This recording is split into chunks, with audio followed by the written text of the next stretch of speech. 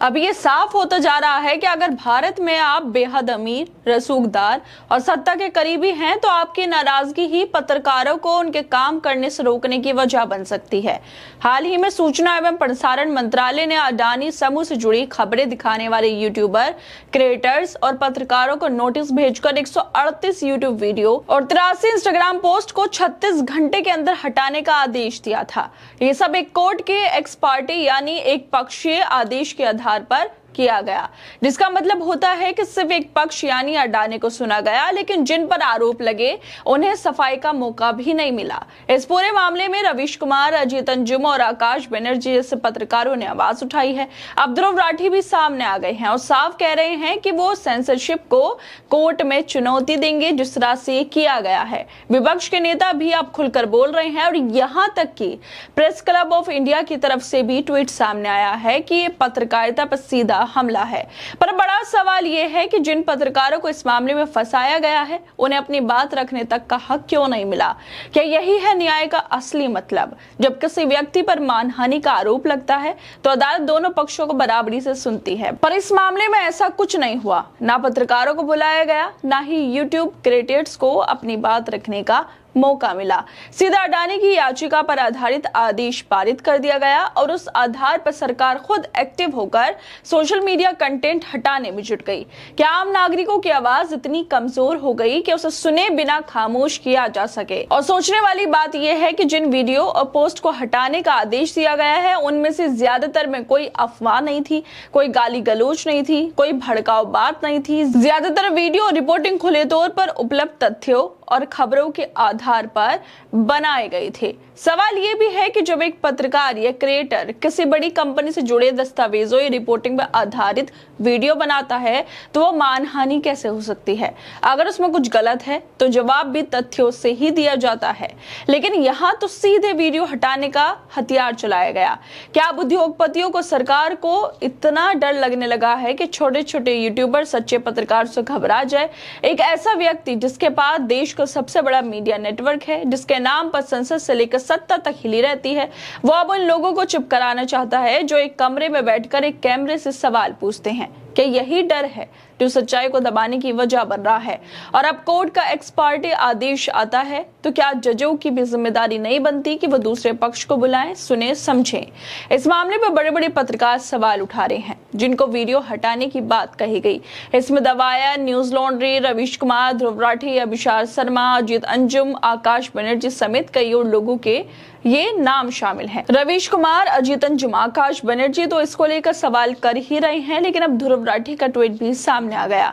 वो सीधे तौर पर इस फरमान को कोर्ट में चुनौती देने की बात कर रहे हैं। वो ट्वीट करते हुए कहते हैं कि अडानी एक कोर्ट ऑर्डर का गलत इस्तेमाल कर रहे हैं ताकि 130 से ज्यादा यूट्यूब वीडियो ब्लॉक करवाए जा सके। वो कह रहे हैं कि सारे वीडियो उनकी छवि को नुकसान पहुंचा रहे हैं, जबकि इनमें से ज्यादातर सिर्फ उनसे जुड़ी खबरों को तथ्यों के साथ दिखाया गया।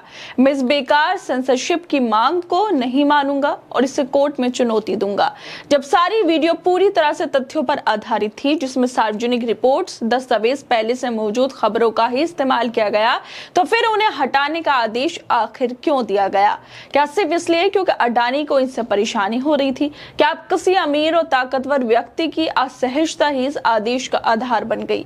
अगर कोई बात गलत होती तो उसका जवाब भी तथ्यों से दिया जा सकता था, लेकिन यहाँ तो सच बोलने वालों की आवाज ही बंद कर दी गई, वो भी बिना सुने, बिना पूछे। और जिस तरह से यह आदेश आया उसको लेकर टीएमसी के सांसद महुआ मोइत्रा भी लिखती हैं कि बिल्कुल सही, गौतम अडानी और अडानी ग्रुप अपनी धोखाधड़ी से जुड़ी सच्चाई खबरों को सिर्फ एक तरफा कोर्ट ऑर्डर का सहारा लेकर नहीं दबा सकते। डरिए मत, इस दबंग से रिपोर्टिंग करते रहिए, अपने वीडियो डालते रहिए, वो कुछ भी नहीं कर सकते। इसके अलावा प्रेस क्लब ऑफ इंडिया ने भी इस मामले को लेकर एक ट्वीट किया है और एक लेटर भी साझा किया है जिसमें इस ऑर्डर की निंदा की गई है। प्रेस क्लब ऑफ इंडिया का कहना है कि अडानी एंटरप्राइजेस लिमिटेड बनाम प्रांजोय गुहा ठाकुरदा और बाकी के मामले में रोहिणी जिला न्यायालय द्वारा दिया गया एक्स पार्टे यानी एक तरफा आदेश बेहद चिंताजनक है। यह न्यायिक प्रणाली की एक खतरनाक और ज्यादा दखलंदाजी कार्रवाई है जिसमें कोर्ट ने एक बड़े कॉर्पोरेट समूह को मानहानि से बचाने के नाम पर कॉर्पोरेट घरानों और कार्यपालिका के हाथों में असीमित सेंसरशिप थोपने की ताकत दे दी। इस आदेश के जरिए अदालत ने ऐसे रिपोर्ट्स और वीडियो कंटेंट पर रोक लगाने की इजाजत दी जो तथ्यों पर आधारित होकर भी सिर्फ इसलिए हटवाए जा रहे हैं क्योंकि वो किसी ताकतवर कारोबारी घराने को नापसंद है। मेन स्ट्रीम मीडिया का एक बड़ा हिस्सा तो पहले से ही सरकार और बड़े कॉर्पोरेट घरानों के साथ खड़ा है। वहां से ना तो सत्ताधारी नेताओं से सवाल पूछे जाते हैं, ना ही अडानी जैसे ताकतवर लोगों पर कोई आलोचना होती है। लेकिन जो थोड़े से पत्रकार, यूट्यूबर, क्रिएटर्स और डिजिटल प्लेटफॉर्म पर अब भी जनता के सवाल उठाते हैं, सच को सामने लाने की कोशिश करते हैं, उन पर दबाव बनाया जा रहा है, कभी मानहानि के मुकदमों से, कभी धमकियों से और अब कोर्ट के एक्स पार्टी ऑर्डर के जरिए। एक तरफ सत्ता पूंजी की ताकत है, दूसरी तरफ सच बोलने वाले कोशिश कर रहे पत्रकार हैं जिनके पास ना बड़ा कैमरा है ना बड़ा स्टूडियो, सिर्फ सच्चाई और जनता का भरोसा। अब उन्हीं पर हमला हो रहा है ताकि जो बची कुची आवाजें हैं वो भी डरे, चुप रहें, झुकी रहें।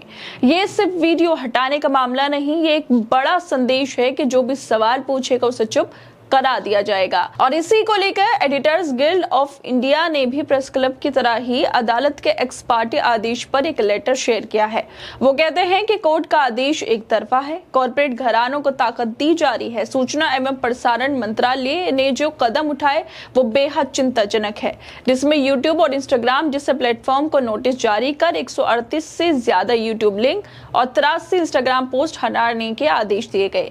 इससे कार्यकारी शक्ति के विस्तार ने एक निजी कंपनी को यह अधिकार दिया है कि वो तय करे कौन सी सामग्री मान हानिकारक है और कंटेंट हटाने का आदेश दे सके। एडिटर्स गिल्ड ऑफ इंडिया ने आदेश को मीडिया संस्थान पत्रकारों पर खतरा बताया है।